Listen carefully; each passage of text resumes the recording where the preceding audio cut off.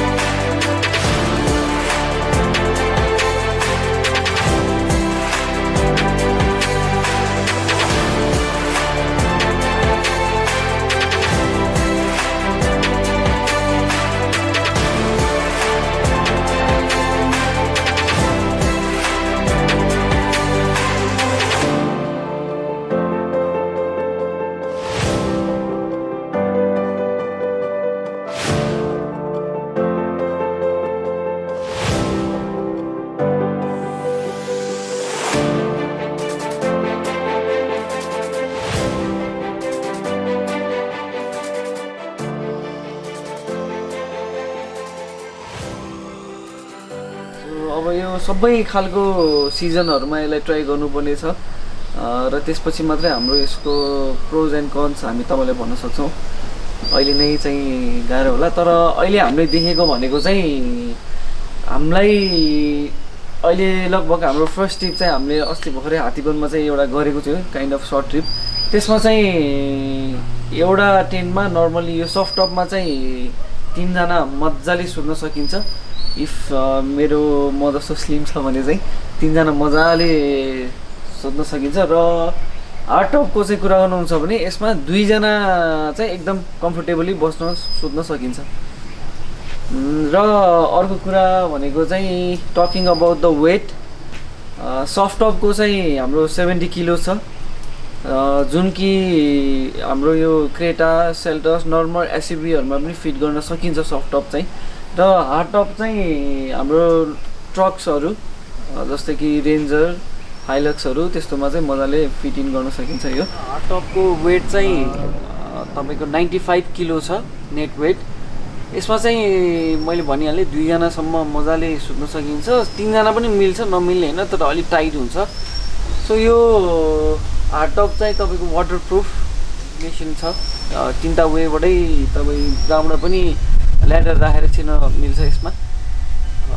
मेरो चाहिँ यसमा के छ भने मैले लेफ्ट साइडमा अर्निङ भएको भएर मेरो ल्याडर चाहिँ राइट साइडमा बस्छ र बिचमा चाहिँ मेरो किचन सेटअपहरु हुन्छ यसमा। र talking about price, soft top भन्दा चाहिँ हार्ड टप चाहिँ अलिकति महँगो छ, किनकि यसको अलि प्रोज नै बढी छ भन्नु पर्यो। यो सेटअप गर्न एकदमै सजिलो छ, लाइक विदिन 20 सेकेन्ड्स यो फुल सेटअप भइसक्छ हार्ड टप चाहिँ। वेयरएज सफ्ट टप चाहिँ खोल्नलाई एटलिस्ट तपाईको 3 मिनेट जति चाहिन्छ र बन्द गर्न चाहिँ 6 to 8 मिनेट जति चाहिन्छ। हार्ड टप चाहिँ एकैछिनमा बन्द गर्न सकिहाल्छ। So talking about this earning, यो चाहिँ 270 डिग्रीको अर्निङ हो। यो लेफ्टमा राखेको छु मैले अर्निङ चाहिँ, यो लेफ्टबाट फुल ब्याकसम्म जान्छ। सो बेसिकली यसले चाहिँ के काम गर्छ भन्दाखेरि चाहिँ हामीलाई घामबाट र पानीबाट बचाउँछ। यसले चाहिँ नर्मली हामी क्याम्प गर्दाखेरि चिल आउट गर्नको लागि, कुकिङ गर्नको लागि चाहिँ यसले पानी सानी पर्यो भने मजाले बचाउँछ। र यसमा चाहिँ यो होल यसको बोर्डरमा चाहिँ भेल्क्रो राखेको छ, जसले गर्दा चाहिँ हामीलाई यो फुल तलसम्म पनि एक्सटेन्ड गर्न सकिन्छ। So that's it. अब हाम्रो दुबै बिस्टहरुमा चाहिँ हाम्रो सुत्ने टेन्सनै भएन। अब प्रपर सेटअप भइसकेको छ, हामीलाई सुत्नेलाई टेन्सन छैन, खानको पनि सेटअप भइसकेको छ लगभग। अब अलिकति बाँकी भनेको हाम्रो लाइटनिङहरु अलि मिलाउन बाँकी छ। So very soon we gonna head towards other trail very soon. So that's it. Thank you for watching our video. If you like it, please subscribe, support us, like and comment. यदि तपाईँलाई कुनै यस्तो प्रडक्टहरू चाहिने रहेछ भने चाहिँ हाम्रो डिस्क्रिप्सनमा लिङ्क छ, त्यसमा गएर लिङ्क गर्नु होला। र केही क्वेसन्सहरू छ भने पनि प्लिज कमेन्ट।